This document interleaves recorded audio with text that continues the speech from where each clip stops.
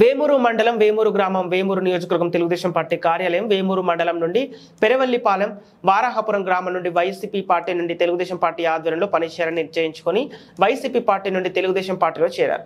వేమూరు మండలం పెరవల్లిపల్లె గ్రామం నుండి మాజీ ఎంపీ చవాకుల రాఘవ గారితో పాటు దాదాపు 15 కుటుంబాలు టీడీపీలో చేరిక. ఇక వేమూరు మండలం వారాహపురం గ్రామం నుండి ఉమ్మడి జిల్లా వైసీపీ సంయుక్త కార్యదర్శి ఎల్లపాటి సుధాకర్ గారు టీడీపీలో చేరారు. వేమూరు మండలం వారాహపురం గ్రామం నుండి వైసీపీ సీనియర్ నాయకులు యాళ్లపాటి బసవయ్య గారు టీడీపీలో చేరిక. ఇక టీడీపీలో చేరిన వారికి మాజీ మంత్రి నక్కా ఆనందబాబు గారు పార్టీ కండువాలు కప్పి పార్టీలోకి ఆహ్వానించారు. ఈ కార్యక్రమంలో వేమూరు మండలం తెలుగుదేశం పార్టీ నాయకులు కార్యకర్తలు పాల్గొన్నారు. మన తెలుగుదేశం పార్టీ బీజేపీల ఉమ్మడి అభ్యర్థి అయినటువంటి గారి విజయాన్ని కాంక్షిస్తూ మాజీ మండల పరిషత్ అధ్యక్షులు రాఘవరావు గారు కారణాలు అనేకం, దానివల్ల పనులు కలిగిన ఈ రోజున వారిని మనస్ఫూర్తిగా మనందరం కూడా చప్పట్ల ద్వారా చాలా కాలం కాంగ్రెస్ పార్టీ రాజకీయాల్లో ఉండి తర్వాత వైసీపీ పార్టీ కాలం సేవలు అందించి గుంటూరు జిల్లా సంయుక్త కార్యదర్శి సోదరుడు మన ఎల్లమాటి సుధాకర్ గారు కూడా ఈ పార్టీలో చేరటానికి రావటం చాలా సంతోషం. అంతకన్నా ఎక్కువగా ఈ పార్టీ కోసం కృషి చేసి వీళ్ళందరూ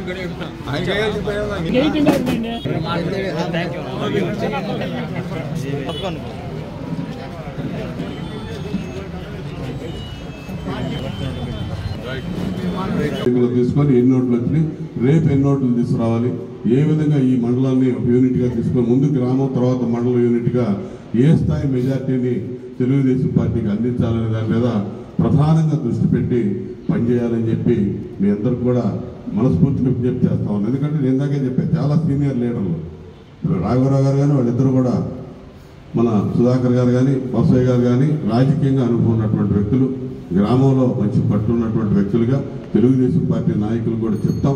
వాళ్ళు మీరు అందరూ కలిసి కింద స్థాయి నుంచి అరమరికలు లేకుండా సహృద్భావ వాతావరణంలో ఇటీవల మన మురళి గారు కూడా పార్టీలో చేరాడు.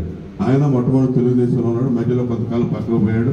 ఇటీవల ఒక 10 రోజుల క్రితం తెలియదు ఆయన. అందరూ కూడా అన్ని గ్రామాలలో మన పార్టీని పటిష్టం చేసుకునే విధానంలో మీరందరూ ప్రత్యేక దృష్టి పెట్టి పార్టీని ముందుకు తీసుకెళ్ళడానికి, పార్టీని విజయపదాన్ని నడిపించడానికి వేమూరు నియోజకవర్గంలో ఈ రోజున్న పరిస్థితుల్లో వన్ సైడ్గా కనపడతా ఉంది. మీరందరూ నా దృష్టిలో ఇక్కడ పోటీయే లేదు, ఎప్పుడూ కనీవిధి ఎరుగనటువంటి మెజార్టీ మీరందరూ ఇవ్వబోతా ఉన్నారు కదా. మిమ్మల్ని ఖాళీగా కూర్చోవాలి కదా చెప్తుంది. గ్రౌండ్ లెవెల్లో పని చేయాలి. పని చేయటువంటి జరిగితే అసలుకి మనమే ఊహించినటువంటి మెజార్టీని ఈ నియోజకవర్గంలో రాబోతా ఉంది. ఖచ్చితంగా దానికి ప్రతి ఒక్కరు కూడా బాధ్యత. ఈ 40 రేపు ఈ టయానికల్లా మొత్తం మనకు నోటిఫికేషన్ రాబోతా ఉంది. షెడ్యూల్ విడుదలైంది. మన ఎన్నికలు ఎన్నో తారీఖు తెలుస్తాయి. ఫస్ట్ ఫేజ్లో పెడితే 4 రోజుల్లో అయిపోతాయి. అది 3వ ఫేజ్ 2వ ఫేజ్ అయితే మళ్ళీ ఒక వారం 10 రోజులు పెరిగింది.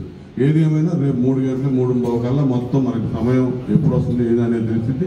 దాన్ని బట్టి ఒక ప్రణాళిక రచన చేసుకొని మనం ఇదే ఉత్సాహం, ఉత్తేజం పార్టీని ఏ విధంగా ముందుకు తీసుకెళ్ళాలి, ఇంటింటికి తెలుగుదేశం కార్యక్రమాలు ఏ విధంగా తీసుకెళ్ళాలి.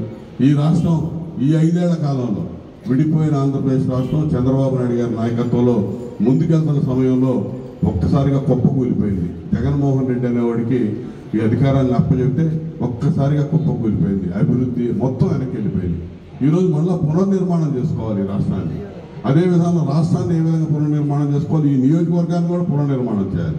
మీరందరూ ఆలోచించండి.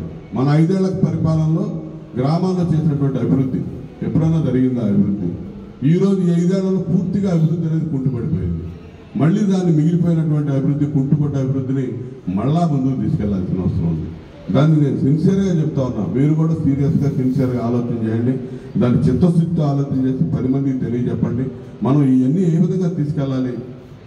ఇవాళ భవిష్యత్తు లేకుండా పోయింది రాష్ట్రానికి కానీ, రాష్ట్ర ప్రజలకు కానీ, రాష్ట్రంలో ఉన్నటువంటి యువతకు కానీ. ఇవాళ ఒక నేర చరిత్ర ఉన్నటువంటి వ్యక్తి రాష్ట్రాన్ని పరిపాలన చేస్తా ఉన్నాడు. వాళ్ళ బాబాయిని, సొంత బాబాయిని గొడ్డలతో నరికి చంపించినటువంటి వ్యక్తి.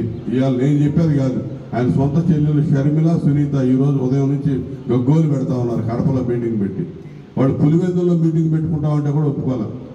అంటే ఎంత దారుణమైన పరిస్థితులు వాళ్ళ జిల్లాలో నెలకొని ఉన్నాయి. వాళ్ళ సొంత చెల్లెల మీద ఏ విధంగా అఘాయిత్యాలు చేస్తా ఉన్నాడు.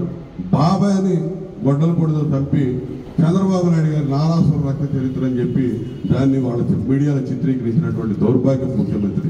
5 ఏళ్ళు అయింది వాళ్ళ బాబాయ్ చచ్చిపోయి. ఈ రోజు వర్ధంతి కార్యక్రమం జరుగుతూ ఉంటే వాళ్ళు ఓవర్ను విలపిస్తూ ఉన్నారు, ఇతని శాపనార్థాలు పెడతా ఉన్నారు సొంత చెల్లెళ్ళు.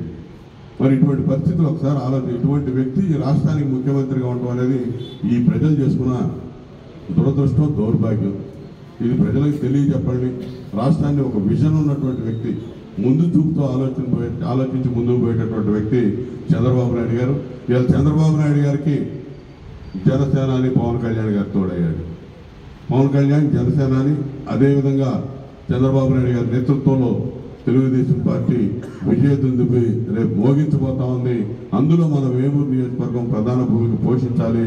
ఇవాళ చంద్రబాబు నాయుడు గారికి అండగా నిలబడే దానిలో మీరందరూ కూడా భాగస్వాములై ఈ ఎన్నికలు ఎప్పుడు జరిగినా అప్పటి వరకు అహోరాత్రులు శ్రమించి ముందుకు పోవాలని చెప్పి ఈ సందర్భంగా కోరుకుంటూ, మనస్ఫూర్తిగా మన పార్టీలోకి మళ్ళా పునఃప్రవేశం చేస్తున్నటువంటి రాఘవరావు గారిని, అదేవిధంగా సోదరుడు సుధాకర్ గారిని, బసవయ్య గారిని మనస్ఫూర్తిగా ఈ పార్టీలోకి ఆహ్వానిస్తూ సెలవు తీసుకుంటా ఉన్నా. Thank you.